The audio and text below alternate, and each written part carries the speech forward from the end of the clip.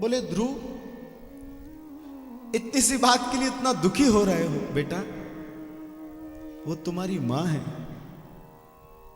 सोतेली ही सही लेकिन मां तो है, मां तो मां होती है, वो तुम्हारी मां है। डांट दिया तो डांट दिया, उसमें इतना दुखी होने की जरूरत क्या है, आवश्यकता क्या है? ध्रुव जी ने कहा मैया अगर वो मुझे कुछ कहती तो मैं सुन लेता, स्वीकार कर लेता, लेकिन उन्होंने तो आपको भी गालियां दी हैं, आपको अभागिनी कहा है और मुझे अभागिनी का पुत्र कहा है। आपको अभागिनी कहा है। कोई अगर मुझसे कुछ कहे, किसी भी पुत्र से, संसार का चाहे कोई भी पुत्र हो, कोई भी अगर उसके मां के विरुद्ध बोलेगा तो वो सुन नहीं पाएगा। तो उन्होंने तो आपको अभागिनी कहा है मैया, तो क्या आप अभागिनी हैं? इतनी बात सुनकर भी देखिए बड़ी मां का हृदय कितना। उन्होंने कहा कि ध्रुव, सत्यम सुरक्षा विहितम भवान में यदुर्य भागाय उदरे गृहीता। ध्रुव, अगर उसने मुझे अभागिनी कहा तो कहने दो, उसने गलत नहीं कहा।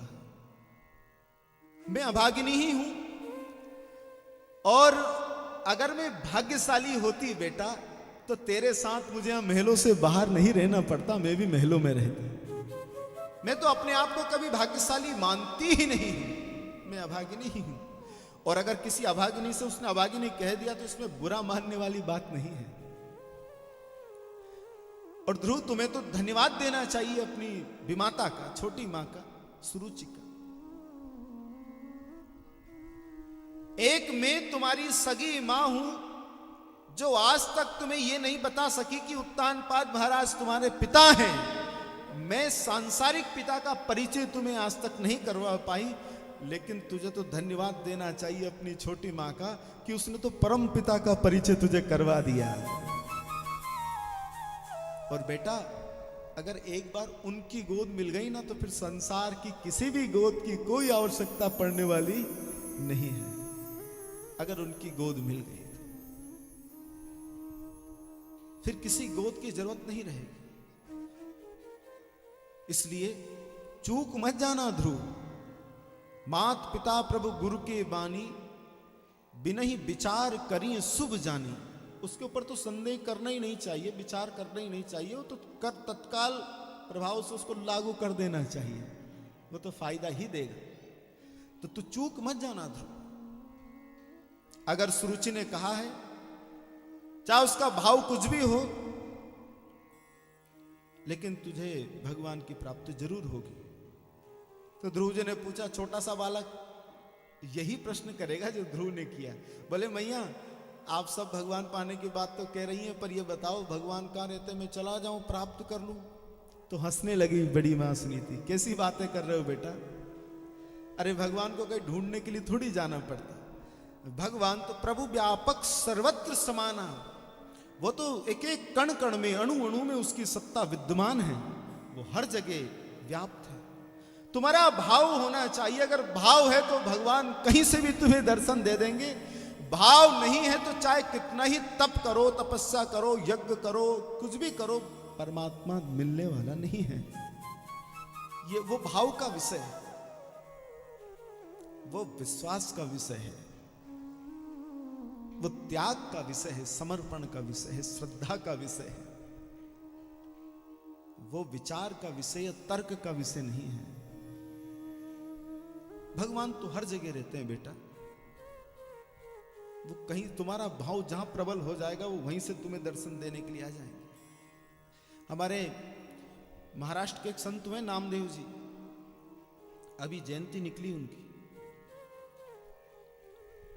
वो कैसे विचित्र भक्त थे, स्वयं पाकी थे, हाथ से टिक्कड़ बनाकर पाते थे नामदेव जी महाराज। ध्यान से सुनना। अब एक दिन बढ़िया टिक्कड़ रोटियां बनाई और रखी, और इधर उधर काम करने लगे। कुत्ता आया और वो चारों टिक्कड़ उठा के भाग गया। अब नामदेव जी ने देखा कि वो तो भाग गया, ले गया, तो पीछे घी की कटोरी लेकर दौड़ने लगे कि रुको रुको रुको प्रभु, आज आए हैं तो किस रूप में आए हैं? इस रूप में। लेकिन ये सूखी रोटी मत खाना, मैं घी लेकर आ रहा हूं, इसे लगाकर खाना, रुक जाइए रुक जाइए। ऐसा भाव उनके मन में आया। भगवान ने उस भाव को उतार लिया तो उस कुत्ते से ही प्रकट होकर भगवान ने उनको दर्शन दिए। ये भाव की दृढ़ता है। एक और विचित्र भक्त हुए हैं वहीं उसी धरती के। एक भक्त को बता दिया किसी ने कि भगवान नारायण की प्रतिमा लाओ, घर में लगाओ, बहुत सारा धन मिल जाएगा, भगवान भी दर्शन देंगे, पूजा करो उनकी। तो उसने भगवान की वो प्रतिमा लेकर आ गया और घर में रख दी और खूब सेवा पूजा करे। कई दिन बीत गए, दर्शन नहीं हुए, तो गुस्सा आ गया। और इतना गुस्सा आया कि भगवान की मूर्ति को उठाया और ऊपर रख दिया। एक टान होती है ना घर के ऊपर, उस पर रख दिया एक तरफ। बोले दर्शन वर्शन तो देते नहीं हो, इतने दिनों से पूजा कर रहा हूं, कुछ भी फायदा नहीं मिला, बैठे रहो चुपचाप। रख दिया। और उस स्थान पर एक देवी जी की मूर्ति लाकर रख दी, उनकी पूजा करने लगा।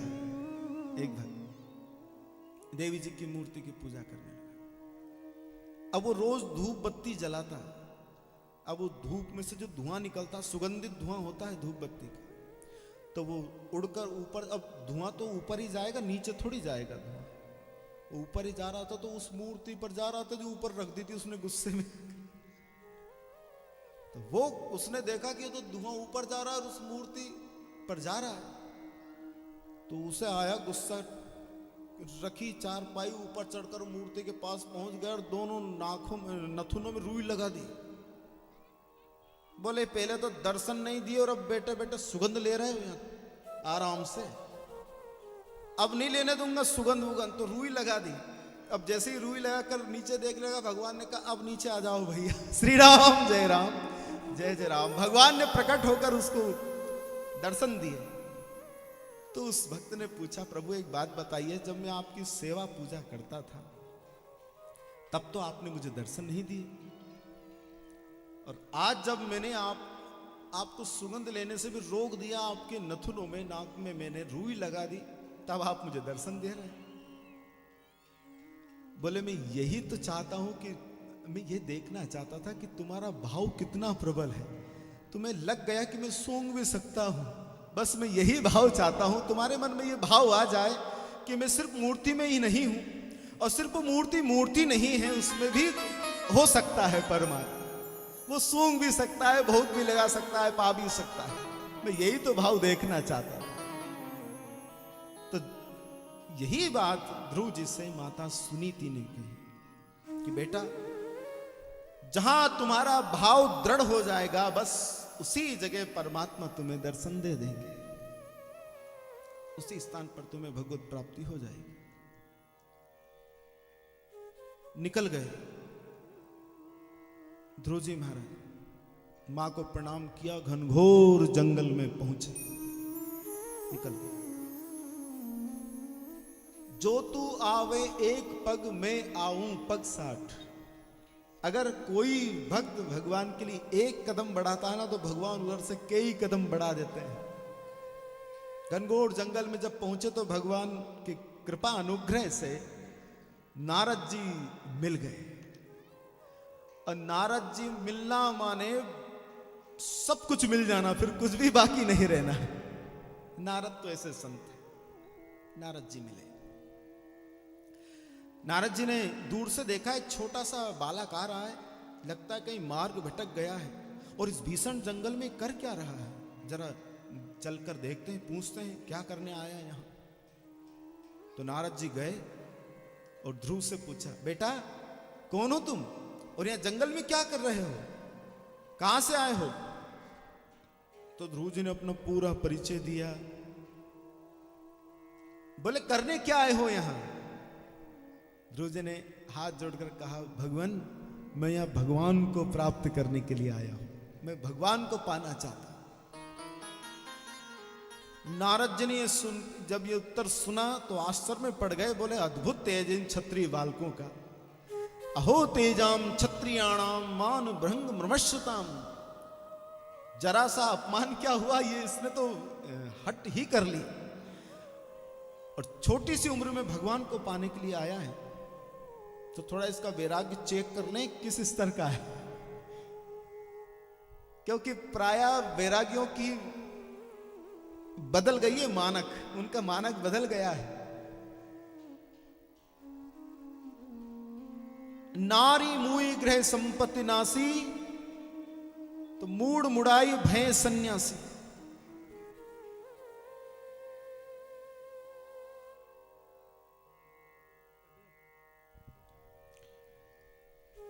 ऐसे सन्यासी ज्यादा होते हैं, घर में कोई सुनने वाला नहीं हो, पत्नी का भी देहावसान हो जाए तो फिर वो मूड मुड़ाकर सन्यासी बन जाते हैं 2 मिनट, फिर उन्हें टाइम नहीं लगता जा, है ना। तो नारद जी ने यही विचार किया कि चलकर देखते हैं इसका वैराग्य किस स्तर का है।